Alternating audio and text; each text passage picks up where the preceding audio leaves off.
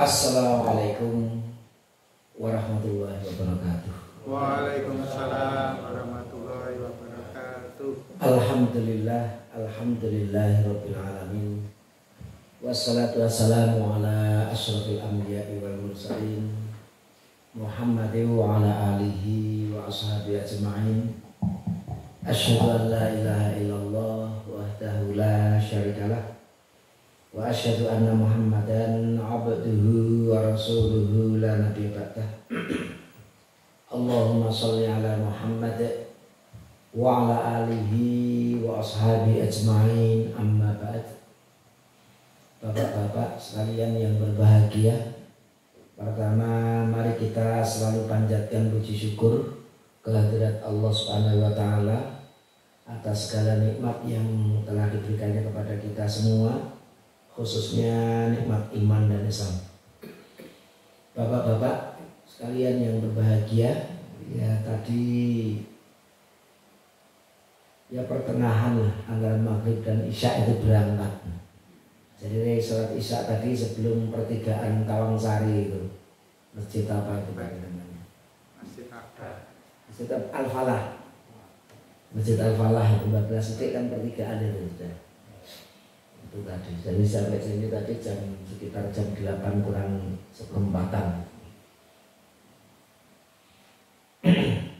Karena memang kalau habis isya itu biasanya jam 9 kurang seperempat juga itu sampainya itu. Jadi ya bismillah, nanti kita berangkatnya habis maghrib tapi tidak langsung gitu ya. Mungkin isyanya udah di Tawangsari sehingga mudah-mudahan belum jam 8 juga sudah sampai. Kalau targetnya jam 8 ya, mudah-mudahan sebelum jam 8 sudah sampai. Dan hari ini tidak seperti biasa kelihatannya karena masa libur ya. Pondok pesantren saya juga masih libur.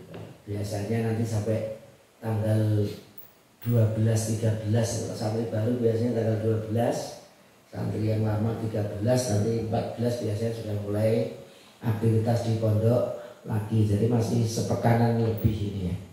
Jadi memang suasananya suasana liburan.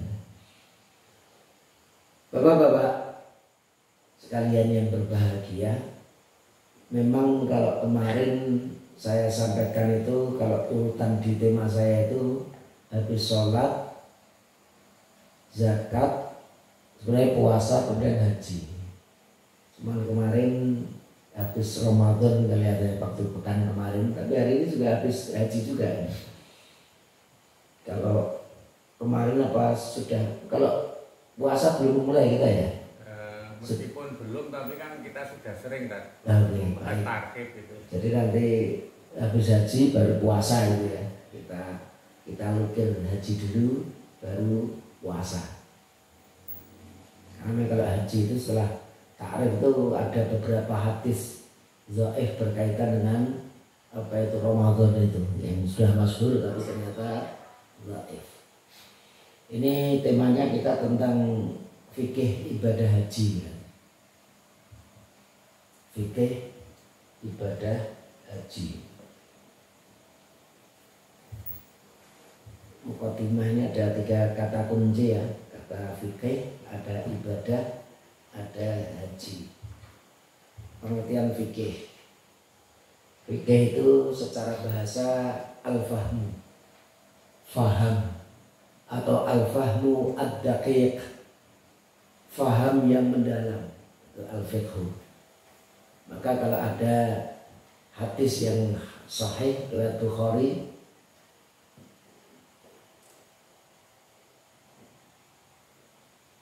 man aradallahu bihi khairan, kan gitu ya, yufaqihu fiddin.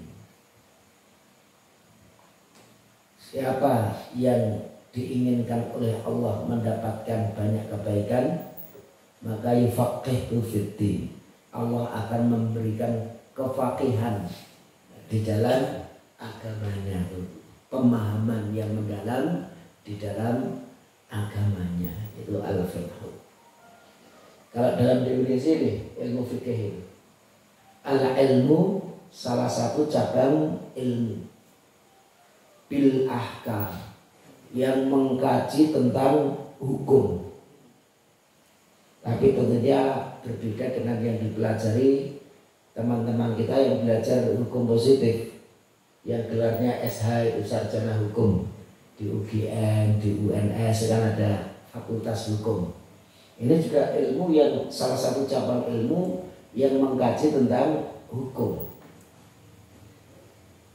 Di mana letak bedanya antara hukum yang kita pelajari dalam kajian fikih ini dengan hukum yang dipelajari dalam ilmu hukum konvensional?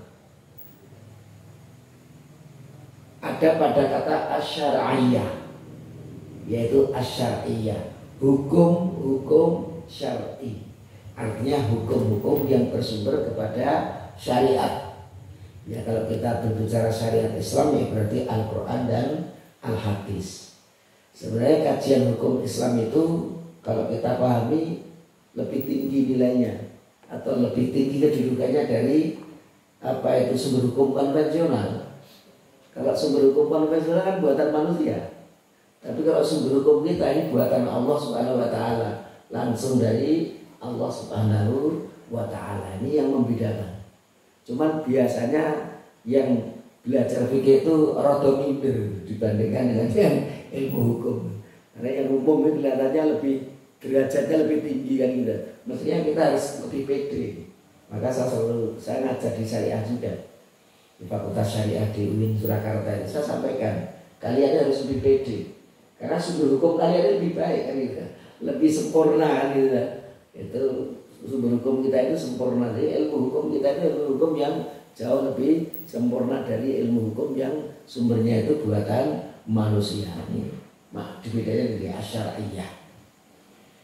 Al-amaliyah. Al-amaliyah ini definisi ilmu fikih yang dikaji oleh para ulama karena sangat detail. Al-amaliyah ini untuk membedakan dua bidang yang lain.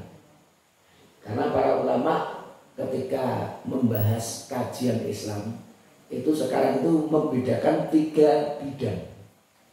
Yang pertama bidang akidah, itu ilmunya ilmu usuluddin atau ilmu akidah yang biasanya dipelajari kalau di perguruan tinggi Islam itu di Fakultas Usuluddin. Nah itu al-aqaidiyah, maka disebut ilmu aqaid atau ilmu akidah atau ilmu usuluddin. Juga seringkali disebut ilmu tauhid.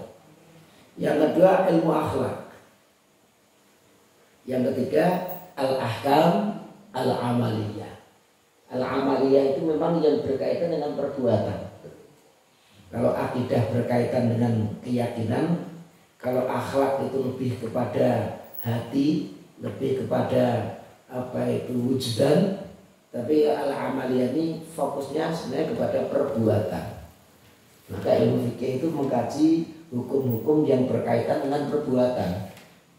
Maka sebenarnya kita belajar fikih itu belajar tata cara berwudu yang benar, bertoharoh yang benar, tata cara sholat yang benar, tata cara berpuasa yang benar, tata cara beribadah haji yang benar, tata cara berdagang yang benar, tata cara menikah yang benar. Ini semuanya dikaji tentang tata cara perbuatan-perbuatan.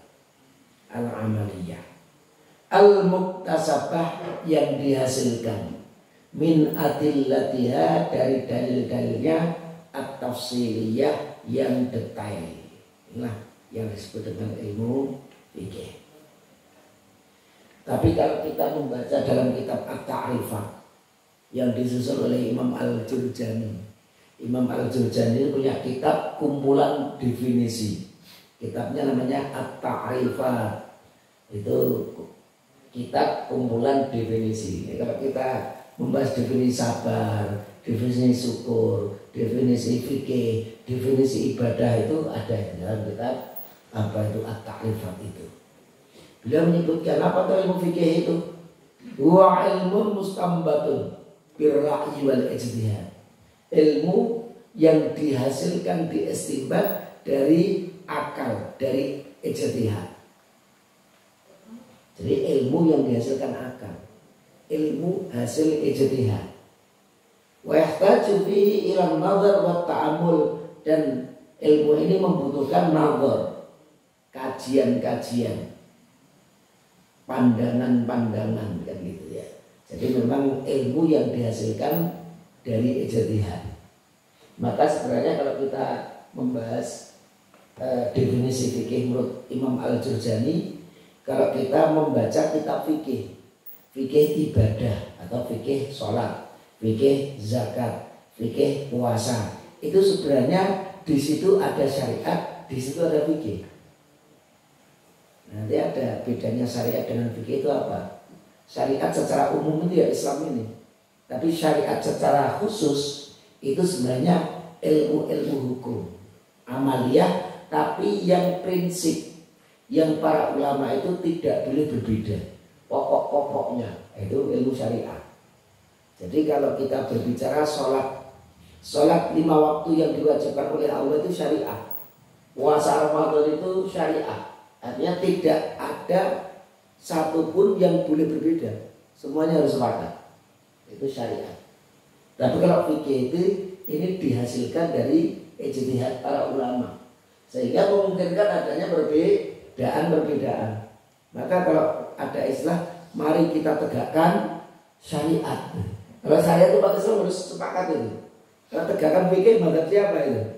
Mazhab Hanafi, mazhab Syafi'i atau mazhab Muhammadiyah? Karena Muhammadiyah sebagai mazhab ini mazhab Muhammadiyah, mazhab tarjih katanya.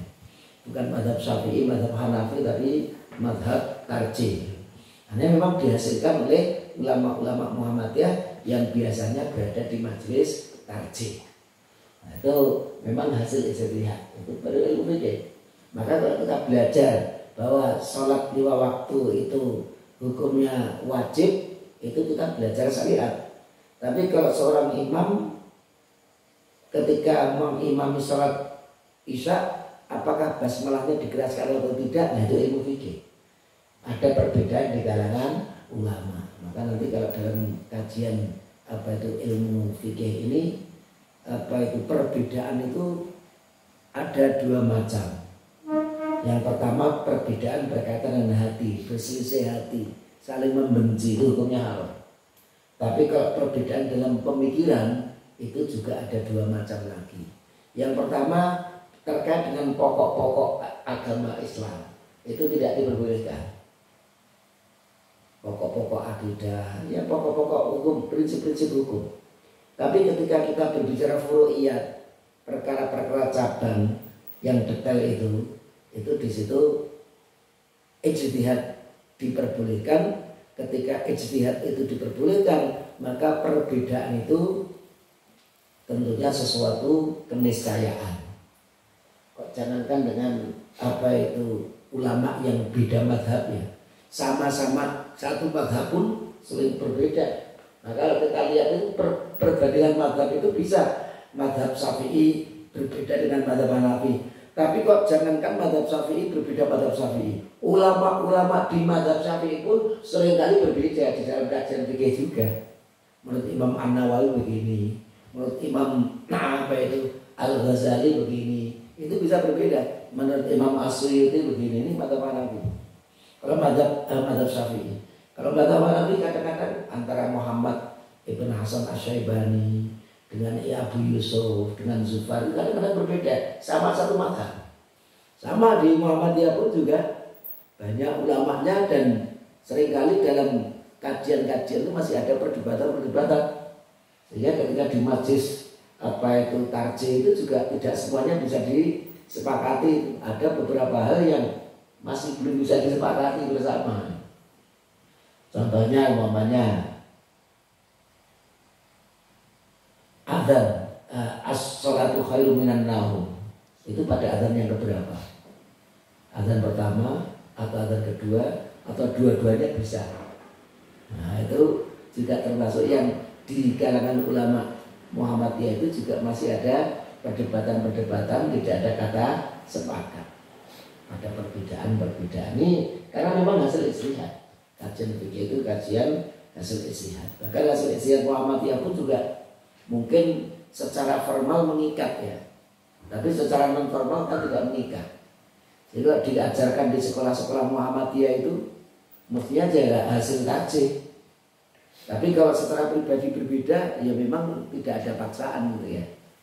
Itu tidak ada paksaan, tidak harus mengikuti. Tapi kalau diajarkan di formal sekolah-sekolah Muhammadiyah ya mengikuti apa yang sudah difatwakan oleh Majelis Tarjih Muhammadiyah. Sekarang pengertian ibadah, fikih ibadah haji. Ibadah itu perkara yang selalu kita lakukan sebenarnya. Tapi kadang-kadang kita kalau ditanyai janjane ibadah itu artinya apa? Mahiyal ibadah. Ibadah itu apa? Ibadah itu. Ternyata kalau para ulama ditanyai itu punya definisi. Ismun jami'un. Ini kalau dalam definisi memang sebenarnya ada istilah jami' mani. Jadi kalau dulu saya belajar ilmu di Baghdad itu para ulama kita menyebutkan untuk membuat definisi itu harus al-jami' al-mani. Al-jami' itu bisa memasukkan yang merupakan bagiannya, al-mani itu membuang yang bukan bagiannya. Jadi definisi itu kesulitan membuat definisi itu ya memang harus memasukkan yang masuk bagiannya, tapi juga mengeluarkan yang tidak termasuk dalam bagian dari ilmu tadi. Harus jami' mani itu definisi itu. Nah kalau kemudian para ulama menyebutkan apa itu ibadah? Ibadah itu semua hal yang dicintai oleh Allah, baik itu berupa ucapan atau berupa perbuatan. Jadi kalau ucapan kita ini diridhai oleh Allah, maka itu bagian dari ibadah. Kalau perbuatan kita yang kita lakukan ini disukai, diridhai, dicintai oleh Allah, maka itu bagian dari ibadah. Jadi definisi ibadah itu. Jadi semua yang dicintai oleh Allah, baik itu berupa ucapan maupun perbuatan. Jadi ucapan kita atau perbuatan kita yang ketika kita lakukan atau kita ucapkan kok Allah ridho, berarti itu bagian dari ibadah kita. Meskipun nanti dibagi ada ibadah mahdhah, ada yang ghairu mahdhah yang murni seperti sholat, puasa, yang tidak murni seperti bisnis, politik dan lain sebagainya. Bapak-bapak sekalian yang berbahagia, haji. Sekarang fikih ibadah haji. Kita satu persatu kita bahas. Lalu apa definisi dari haji itu? Secara bahasa al-hajju itu artinya al-qasdu atau al-qasdu biziarah, tujuan untuk berziarah. Itu kalau al-qasdu itu bisa punya makna maksud, bermaksud, orang yang memiliki maksud, memiliki tujuan.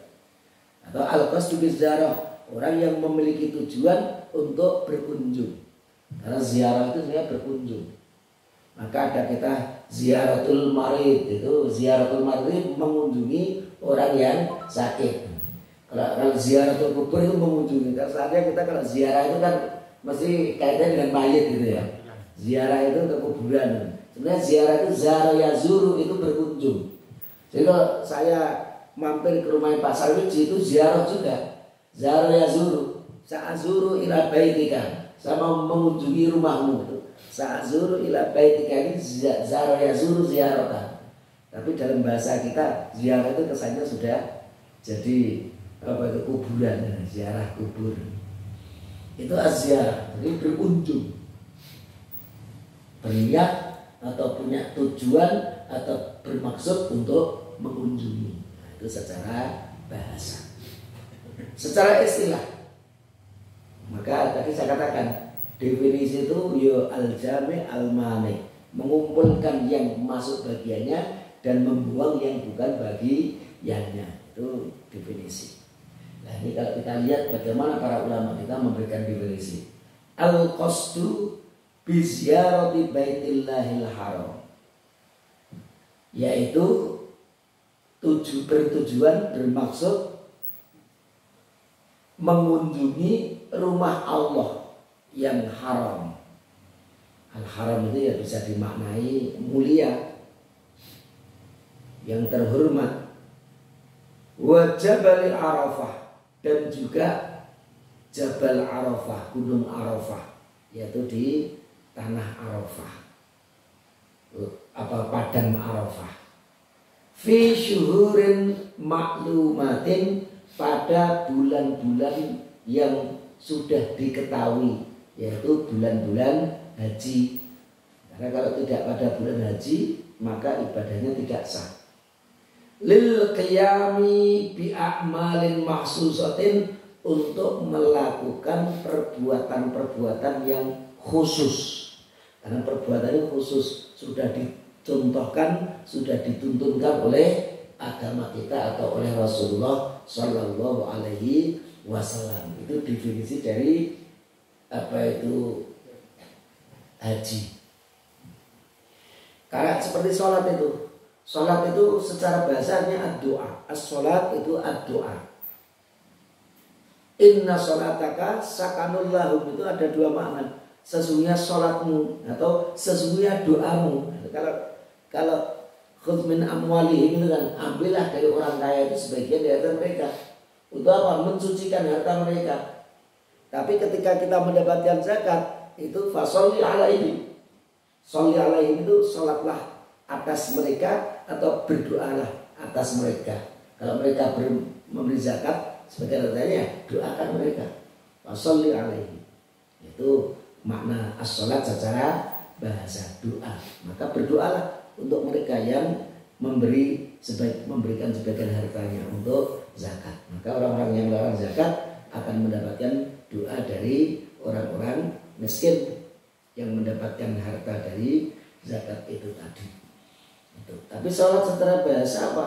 Satu rangkaian ibadah yang dimulai dari takbiratul ihram dan diakhiri dengan salam. Itu adalah jami' al-ma'na, itu seperti itu. Itulah bapak-bapak sekalian yang berbahagia, definisi dari ibadah haji. Jadi ibadah haji adalah suatu ibadah yang tujuannya untuk mengunjungi rumah Allah ke Arafah, dan dilakukan pada bulan-bulan yang sudah diketahui untuk melakukan perbuatan-perbuatan khusus yang sudah dituntunkan oleh agama kita. Itu yang disebut dengan ibadah haji. Maka kalau perbuatannya itu tidak khusus atau mencari cara yang lain, ya tentunya tidak sah. Karena memang prinsip ibadah mahdhah itu setelah ada perintahnya, tata caranya harus mengikuti contoh Rasulullah Sallallahu Alaihi Wasallam. Makanya di amalin maksusat ini, khusus ini ya amal-amal yang sudah dicontohkan oleh Rasulullah Sallallahu Alaihi Wasallam. Sekarang kita lihat umrah. Apa itu makna umrah? Secara bahasa umrah juga artinya ziarah. Jadi al-hajj dan al-umrah itu secara bahasa maknanya sama. Umrah itu ya ziarah. Hajja yahujju atau itu sama dengan umrah itu. Secara istilah ini lebih agak detail ini. Mengunjungi rumah Allah dengan cara yang khusus. Wawan nusuk al-ma'ruf, yaitu ibadah yang sudah diketahui. Al-mutaraqibu minal ihram, yang terdiri atas ihram, talbiyah, tawaf, sa'i antara Safa dan Marwah, dan juga al-halqu atau taksir. Al-halqu itu mencukur, apa itu gundul. Kalau at-taksir itu memotong rambut atau nyukur. Itu apa itu definisi dari al-umrah. Cuman di sini memang yang membedakan adalah Arafah. Maka al-hajju Arafah. Haji itu intinya Arafah. Maka kalau jamaah haji itu Indonesia seberat apapun sakitnya itu harus dibawa ke Arafah. Maka banyak nanti ambulan-ambulan itu yang terpaksa mereka harus di ICU gitu ya. Itu tetap itu nanti ambulan-ambulan yang membawa jamaah kita yang berhaji tadi. Kecuali ya setelah haula wala quwata ya. Tapi yang masih diinfus pun mereka dibawa ke Arafah. Karena kalau tidak berangkat ke Arafah ibadah hajinya nggak sah. Maka al-hajju Arafah. Makanya inti sarinya tadi di haji tadi ada kaitannya Arafahnya. Kalau umroh nggak ada Arafahnya, tidak perlu ke Arafah. Ini Masjid Al-Haram. Gambaran sekarang ini Masjid Al-Haram. Apa itu suasana Masjidil Haram. Ini jamaah haji sudah pada balik nih. Dari muter sudah nih. Sudah pada balik. Perlu sudah. Ini Masjidil Haram yang baru haji.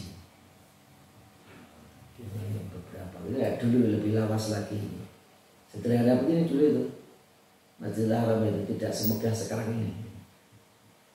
Ini gambaran-gambaran kita melihat dari sisi apa itu sejarah, apa itu Masjidil Haram kita itu dulu sederhana sekali itu seperti namanya tanah tandus, sana itu gunung-gunung dan seperti itu. Karena ini daerah Mina. Mina itu identik dengan apa itu kemah. Ini kemah-kemah itu jajar-jajar itu kemah. Ini kalau lebih dekat lagi ya seperti ini gambaran kalau kita berada di Mina itu berjubel-jubel. Karena Mina ini daerahnya hanya sempit. Sekarang ini ada sebagian tanah Muzdalifah yang dipakai untuk Mina. Maka nanti ada istilah Mina Jadid. Mina Jadid itu apa itu? Karena itu Mina baru. Karena dulu itu sudah masuk Muzdalifah, tapi kemudian di apa itu batasnya itu diambake. Karena Mina itu sudah sumpek sekali itu. Karena ada pelebaran. Ini yang ada ikhtilaf ini sebagian ulama ragilum. Oh itu Muzdalifah itu bukan Mina. Tapi ulama-ulama Saudi mengatakan itu Mina Jadidah. Jadi itu sekarang sudah dianggap bagian dari Mina. Memang ya perbatasannya memang tadi itu perbatasan itu. Kadang-kadang di itu negara-negara itu seringkali berperang tentang masalah perbatasan. Perbatasanmu kue ini ora kono, ini perbatasan yang diambaki. Kadang-kadang dua orang itu petani itu ya, itu perbatasan ini. Oh, tanahmu dimulai nih, kono ora kene, sasa rebutan daerah perbatasan. Nah, termasuk ini ada Solo Baru itu jaringan Sukoharjo itu, tapi jadi Solo Baru. Karena Solo udah sumpek itu, udah penuh itu, sudah jadi Solo Baru dilebarkan. Itu contoh Solo Baru. Ini kalau lebih dekat lagi ya tenda-tendanya seperti ini di Mina itu. Ini tempat lempar jumroh. Lempar jumroh di daerah Mina juga sudah bertingkat sekarang. Ini apa itu tempat lempar jumroh juga. Ini tingkat tadi yang di atas yang di bawahnya bertingkat juga tidak termasuk seperti Masjidil Haram yang di tingkat ini daerah lempar jumroh pun juga di tingkat ini di daerah Mina juga. Nah ini Arafah, Jabal Arafah, Gunung Arafah. Yang meskipun banyak juga apa itu istilahnya banyak keyakinan-keyakinan yang keliru. Banyak orang yang menulis di situ, karena kalau namanya ditulis nanti langgeng suami istri Pak Sopo dengan Bu siapa tulis di situ nanti langgeng. Itu sebenarnya tidak ada hubungannya dengan ditulis di kono. Saya yakin yang sudah tulis di situ akhirnya cerai juga banyak saya kira. Jadi tidak ada kaitannya dengan itu. Tapi tetap itu Jabal Arafah itu termasuk daerah yang mustajab kalau kita berdoa di Jabal Arafah. Dan sebaiknya ya yang apa itu doa itu tetap menghadap ke arah kiblat, posisinya mengarah ke arah kiblat yang terbaik. Dan di sini nanti ada Masjid Namirohnya. Masjid itu sebenarnya tempat Rasul dulu berkhutbah wada ketika haji wada. Nah sekarang tempat itu didirikan masjid yang besar namanya Masjid Namiroh yang ada di apa itu Arafah itu. Ini gambaran dekatnya itu Gunung Arafah itu. Jabal Arafah. Kali Masjid Namirahnya tadi tetap di Arafah. Jadi Jabal Arafahnya ini dekat dengan Jabal Arafah tadi, tapi megah sekali. Kalau kemarin saya waktu berhaji tidak di sini, karena jamaah Indonesia itu membuat jamaah sendiri waktu itu, jamaah sendiri. Ini kondisinya kalau pas wukuf di Arafah, mereka yang sholatnya di Masjid Namirah ini ya, apa itu seperti ini kondisinya. Ini Musdalifah.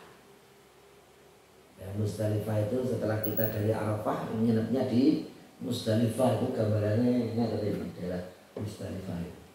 Bermalam di Musdalifah, Al-Mabit di Musdalifah. Meskipun nanti kajiannya apakah harus benar-benar tidur di situ, nginep neng kono, bau ngisak atau subuh. Nah, ini ada nanti kajian-kajian berkaitan dengan bermalam di Musdalifah. Gambaran Musdalifah juga kondisinya seperti ini. Ini kondisi apa itu jamaah haji yang berada di Musdalifah. Seringkali di sini juga sudah mulai mencari kerikil, mengumpulkan kerikil-kerikil di Musdalifah untuk lempar jumrah. Itulah beberapa gambaran tentang suasana atau tempat-tempat umat Islam beribadah haji maupun beribadah umrah. Nah, kedua ini hikmahnya, ini baru hikmah, belum hukum.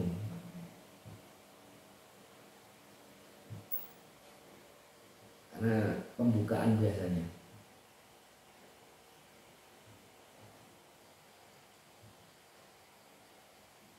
Nah, ini hikmah. Ibadah haji adalah salah satu rukun Islam yang 5. Ini wa tahujjal baita in istata'ta ilaihi sabila. Dari hadis tersebut dapat dipahami dengan mudah bahwa ibadah haji ke Baitullah Al-Haram merupakan salah satu rukun Islam yang wajib dilaksanakan bagi setiap muslim yang mampu, baik dilihat dari sisi perbekalan atau azad maupun dari transportasinya atau ar-rahilah. Perbekalan ini berkaitan dengan mungkin lebih kepada finansial ya kalau sekarang ini. Kalau transportasi itu lebih kepada keamanan. Apalagi di Timur Tengah ini waktu itu tidak baik-baik saja. Maka kemarin waktu saya diminta untuk ngisi kajian apa itu fikih haji umroh di apa itu Sukoharjo, itu saya apa itu minta berdoa bersama-sama. Mudah-mudahan tidak terjadi apa-apa. Karena memang suasana waktu itu kan sudah ancaman-ancaman itu ya. Akhirnya benar yang terjadi, yang benar itu. Apa itu Israel akhirnya ngebom Iran. Itu kan apa itu agak riskan itu sebenarnya. Tapi alhamdulillah tidak sampai kepada apa itu Saudi. Yang paling pol itu kan kemarin Qatar ya. Sempat dibom sama Iran, tapi yang dibom hanya apa itu pangkalan militernya saja. Tapi seperti itu biasanya pesawat-pesawat pun juga kadang-kadang sudah jadwal penerbangan sudah di apa itu di off-kan, sudah ada diliburkan. Saya dapat informasi kelihatannya Iran itu dari hari ini kalau nggak salah membuka lapangan udaranya ini. Setelah perang itu kan berarti sudah beberapa hari yang lalu kan itu rampungnya itu. Tapi baru hari ini dibuka apa itu bandaranya untuk dibuka lagi penerbangan. Meskipun di beberapa tempat masih apa itu waktunya masih waktu-waktu yang inilah. Yang penerbangan ini ya apa itu biasanya standar keamanannya jauh lebih apa itu lebih rumit dibandingkan transportasi darat. Jamaah haji adalah tamu-tamu undangan Allah. Ini juga masih lihat hikmah pada haji ya. Al-hujjaju wal umaru waftullah. Jamaah haji, orang-orang yang beribadah haji, orang-orang yang beribadah umrah, mereka itu adalah tamu-tamu undangan Allah. Jadi yang jenis tamu undangan itu ya biasanya tidak semuanya. Kalau kita anggap saja mau mantu gitu ya, itu kata undangan orang-orang yang kita ingat aja ya, atau yang terdekat atau yang kita hormati. Tidak semua sak kampung diundang apa tidak. Tapi ada orang-orang kalau undang kabeh mungkin yo danane ora cukup ya. Sak desa diundang semuanya. Pasti ada yang tidak diundang. Nah, ini undangan ini ya tergantung yang undang, kalau tidak diundang ya tidak bisa datang. Itu bahasa ya, ini gambaran. Jadi orang yang berhaji itu benar-benar undangan dari Allah. Maka kita berdoa mudah-mudahan kita termasuk yang diundang oleh Allah untuk berkunjung ke rumahnya. Ini bahasa filosofi kita seperti itu. Kita berdoa mudah-mudahan kita termasuk yang diundang oleh Allah. Karena undangan ini kan tidak harus berkaitan dengan kemampuan juga kan. Banyak kan orang yang tidak secara finansial tidak mampu, ternyata juga bisa beribadah haji. Bahkan saya dulu tahun 2001 itu saya sampai tidak bisa menahan air mata. Kenapa? Orang di duit tenang, mahasiswa itu kan orang punya pekerjaan, belajar di Baghdad, di embargo. Ke Saudi itu asalnya nggak boleh karena tidak ada hubungannya, waktu itu putus. Setelah perang Teluk itu kan Irak di embargo, hubungan dengan Timur Tengah itu kan putus, dengan Saudi itu putus. Itu beberapa tahun itu jamaah haji Irak itu nggak bisa, untuk haji itu nggak bisa, ditutup itu. Haji itu ditutup, nggak bisa. Tapi kemudian kerannya dibuka sedikit tambah begitu ya. Itu sudah mulai ada keran dibuka. Nah waktu itu saya mendaftar ke Kementerian Agama menjadi tenaga musim lewat KBRI, ternyata nembus ada, artinya diizinkan, jadi mendapatkan diterima. Akhirnya dapat visa khusus. Jadi itu melihat ada tok Iraknya itu jadi dipendelengi gitu. Tapi udah ada visa khusus udah visa Saudinya udah ada kok. Jadi udah kalau kita tanpa itu KBRI itu kelihatannya nggak bisa itu. Kalau dari Irak langsung ke Saudi itu nggak akan diizinkan. Tapi karena ada visa khusus dari Indonesia itu ya, visa hajinya udah ada dari Indonesia itu langsung bisa tembus. Nah, ini diantara yang saya anggap itu sesuatu yang berat tapi bisa tembus juga ya. Maka ketika sampai Masjidil Haram itu nggak bisa bayangkan gitu ya. Artinya kalau secara finansial itu belum mungkin mampuan itu. Tapi ternyata sudah bisa diundang oleh Allah, bisa punya kesempatan untuk beribadah haji. Itu kan 2001 menyelesaikan tesis di Universitas Baghdad. Saya baru nulis tesis. Teori sudah selesai. Nulis tesisnya sekitar 1,5 tahun untuk nulis tesis itu. Karena ya waktu itu manual bener itu belum dikenal. Sekarang kan udah digital, udah mudah sekali internet ya. Dulu kan kita nggak kenal itu masih ngetiknya ya sudah komputer, tapi dunia internet belum kita paham, sehingga masih manual. Setiap hari ke perpustakaan itu setiap hari itu hampir setiap hari harus ke perpustakaan untuk mengumpulkan bahan-bahan tesis itu. 1,5 tahun baru selesai. Maka doa saya itu hanya 2 waktu itu yang saya ingat itu. Ketika sampai itu 1, Bismillah, mudah-mudahan segera bisa menyelesaikan tesis. Berat sekali waktu itu, manual. Yang kedua, mudah-mudahan dapat istri yang solihah. Saya ingat kan itu. Pokoknya 2 itu saya doakan terus. Itu waktu kita tahun 2001. Ini juga wafdullahi azza wa jalla salah satu. Undangan Allah itu ada 3. Jadi undangan Allah itu ada 3. Hadisnya riwayat Ahmad dan An-Nasai. Utusan-utusan Allah itu ada 3. Atau undangan-undangan, tamu-tamu undangan Allah itu 3. Yang pertama Al-Ghazi. Apa itu Al-Ghazi? Al-Ghazi dari Al-Ghazwah. Al-Ghazwah itu perang. Jadi Al-Ghazi itu orang yang berperang di jalan Allah. Hanya orang yang berjihad di jalan Allah. Dan di dalam ilmu tarikh Islam, sejarah Islam itu dibedakan antara Al-Ghazwah dengan As-Sariyah. Sariyah itu peperangan yang tidak dipimpin Nabi, tapi Nabi mengutus salah satu sahabat untuk menjadi panglima perang. Rasul sendiri tidak berangkat, masih di Medina. Itu Sariyah. Jadi peperangan tapi tidak dipimpin langsung oleh Rasul. Tapi kalau peperangan itu langsung dipimpin oleh Rasul, nanti dalam ilmu tarikh Islam itu disebut Ghazwah. Maka seperti Badar, Uhud itu bukan Sariyah tapi Ghazwah. Badar.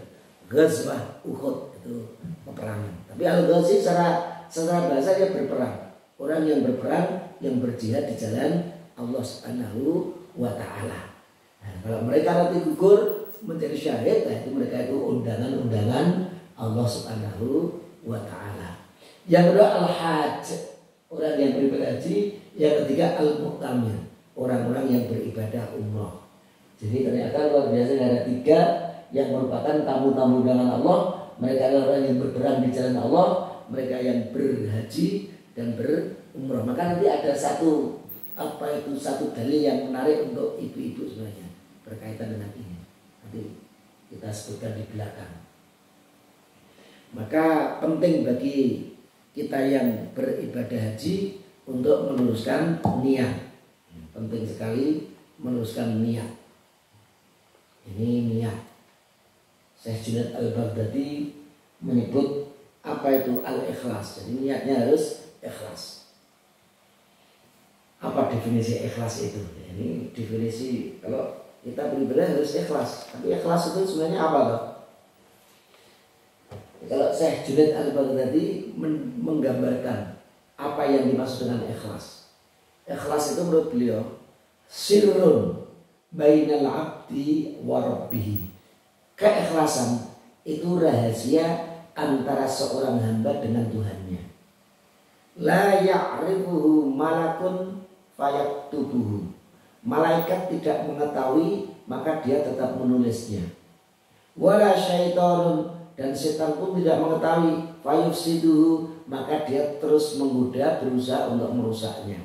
Itu al-ikhlas. Jadi benar-benar ikhlas yang tahu hanya kita dengan Allah Subhanahu wa taala. Maka nanti di dalam hadis yang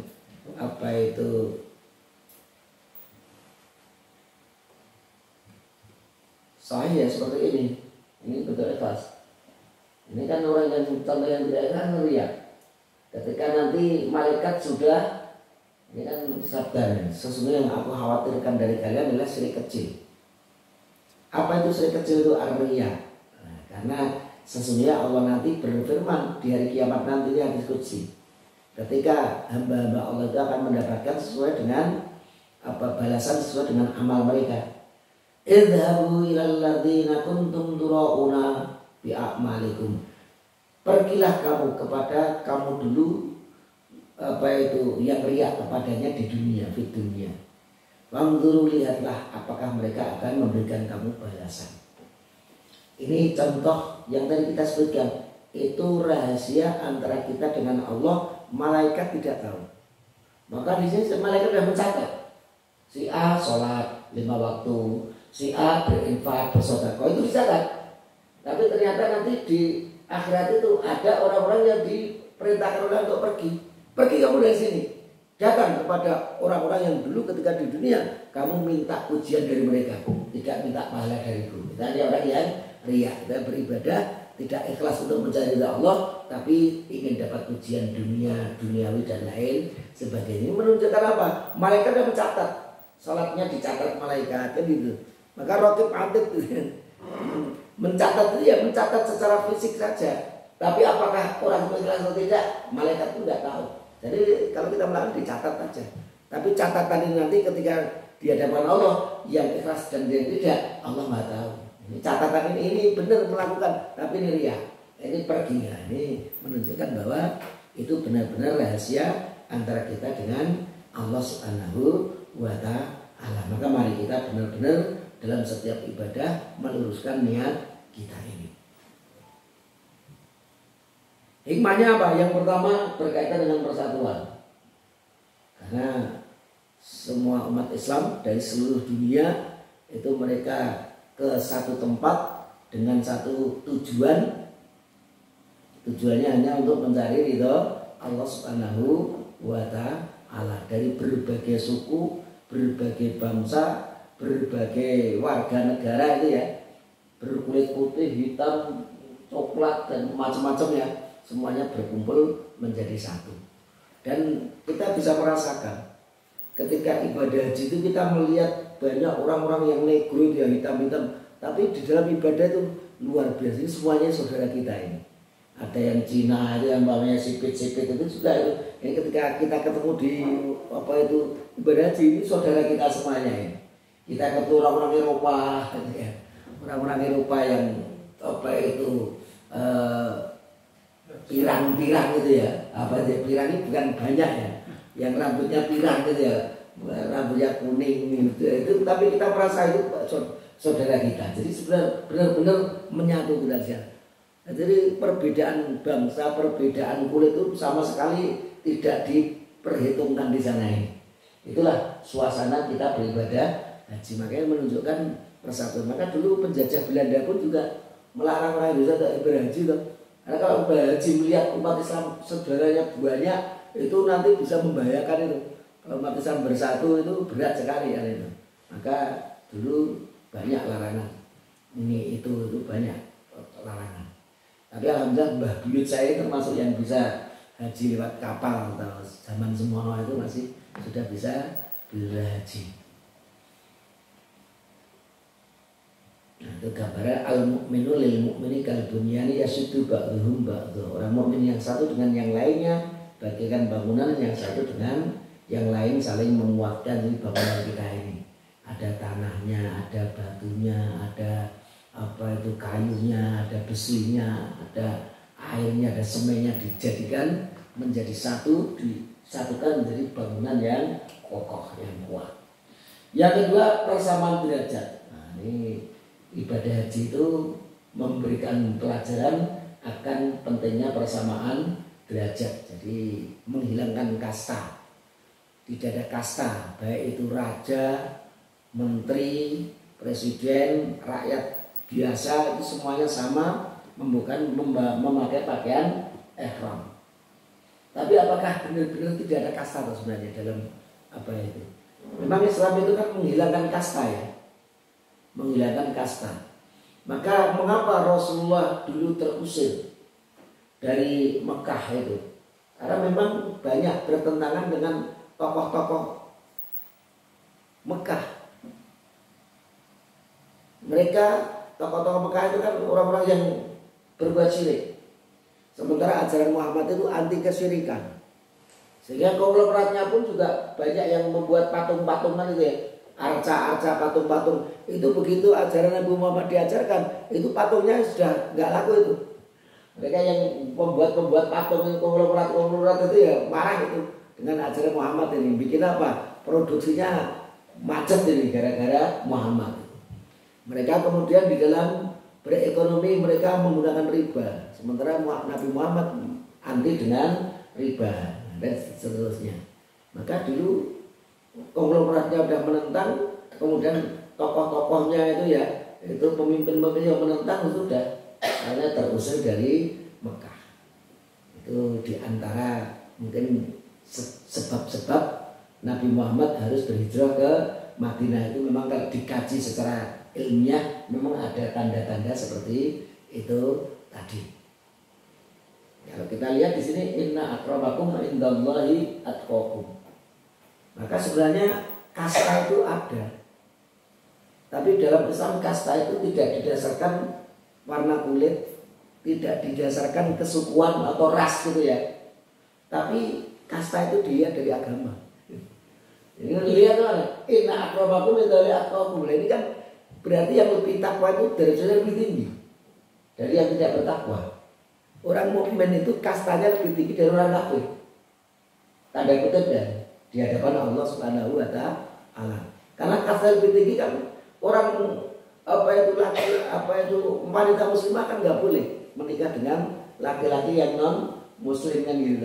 Itu karena memang akramakum kita lebih mulia dari orang-orang yang tidak beriman. Ini berarti dari sisi sini kastanya orang yang beriman itu lebih tinggi dari orang-orang yang tidak beriman, tapi di hadapan Allah Subhanahu wa taala. Yang ketiga pengorbanan.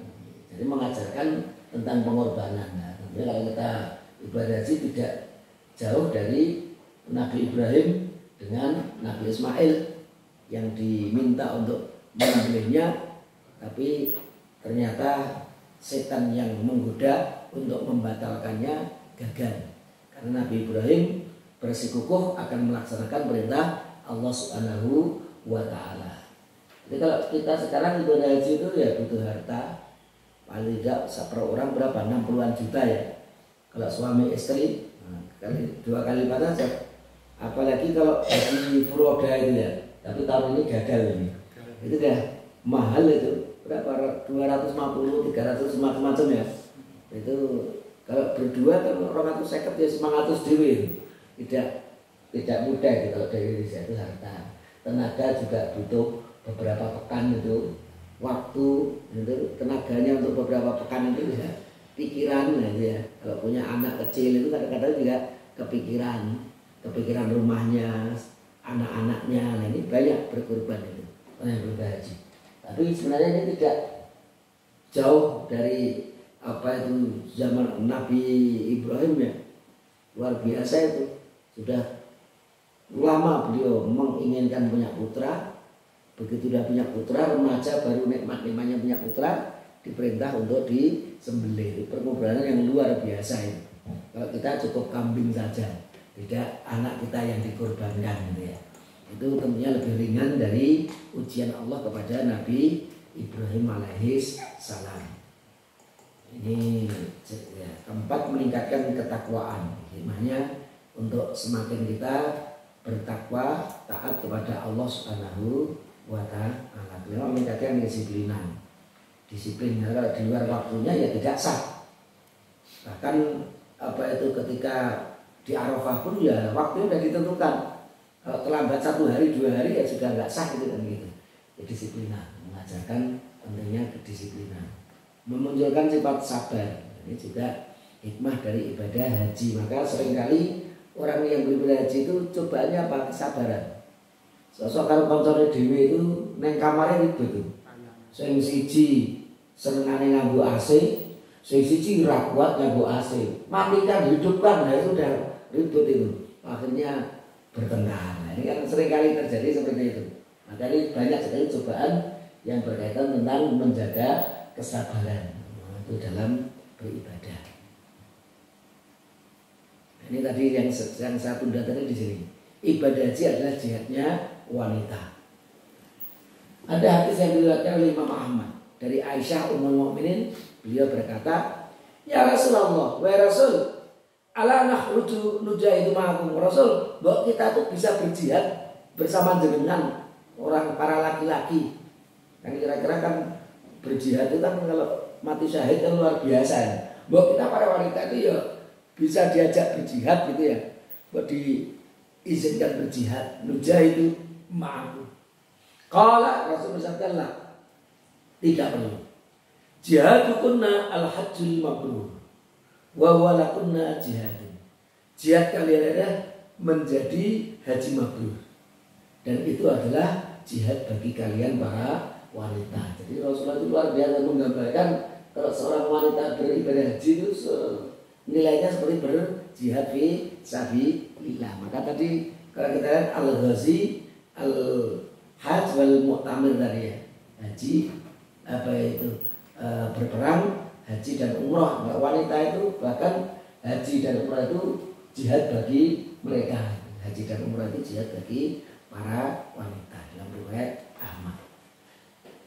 Ada juga Rasul alam nisai jihad, apakah wanita juga diwajibkan berjihad? Qala na'am. Iya, para wanita itu juga ada kewajiban berjihad. Alaina jihadun la kita lafihi, tapi jihad mereka itu jihad yang tidak ada saling bunuh, tidak perang. Jihadnya bukan berupa perang, yaitu al-hajju wal umrah.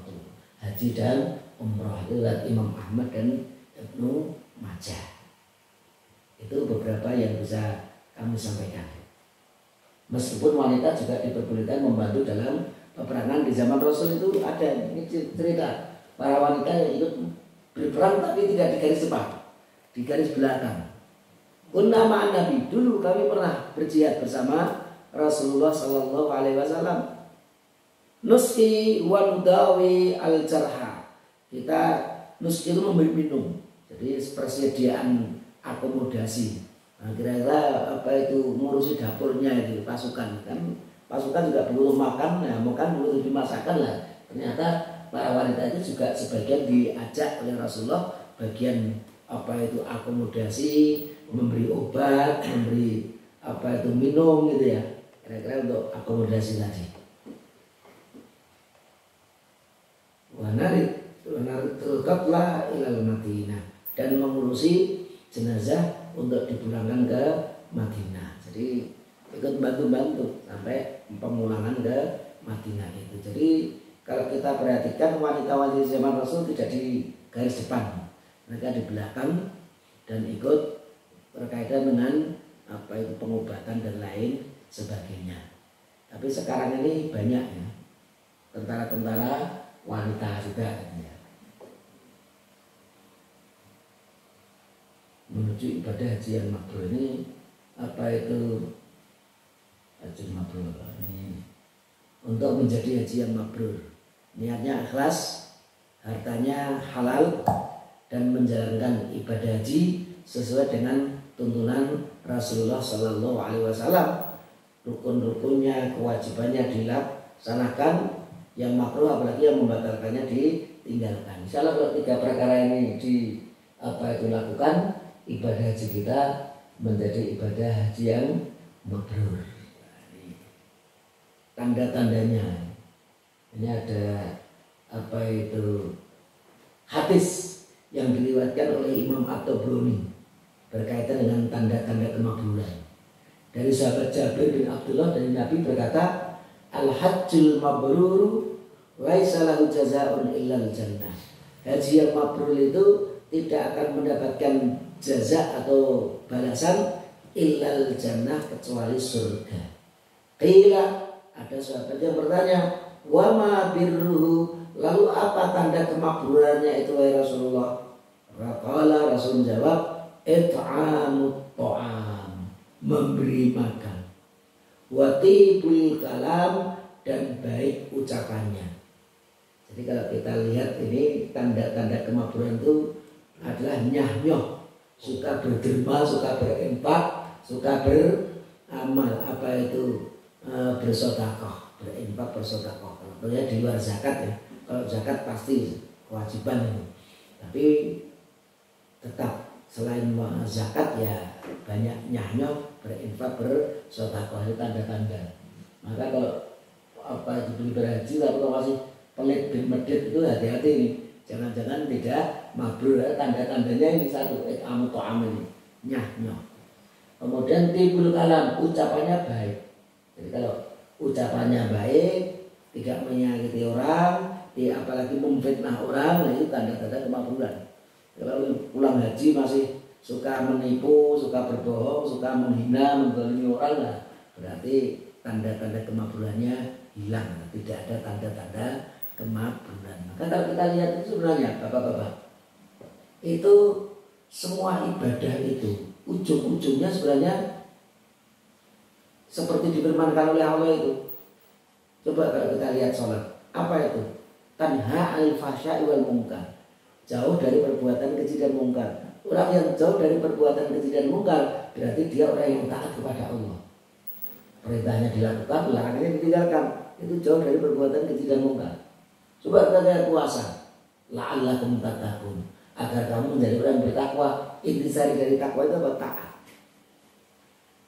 Kalau kita lihat ibadah haji, orang itu nyah-nyoh ucapannya. Kalau orang yang nyah-nyoh ucapannya baik, ini berarti tanda-tanda orang yang taat kepada Allah. Maka tidak salah kalau Allah berfirman, inna akramakum indallahi atqakum. Jadi semua ibadah itu ujung-ujungnya menuju apa? Ketakwaan tadi.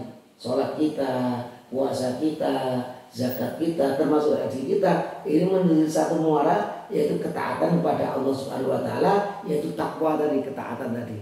Maka kalau sudah di situ kita menjadi orang muttaqi, disitulah kita menjadi manusia yang paling tinggi derajatnya di hadapan Allah.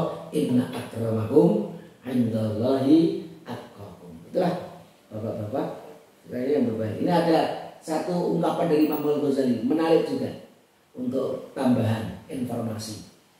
Imam Al-Ghazali menyebutkan alamatuhu, tanda-tanda orang itu hajinya mabrur.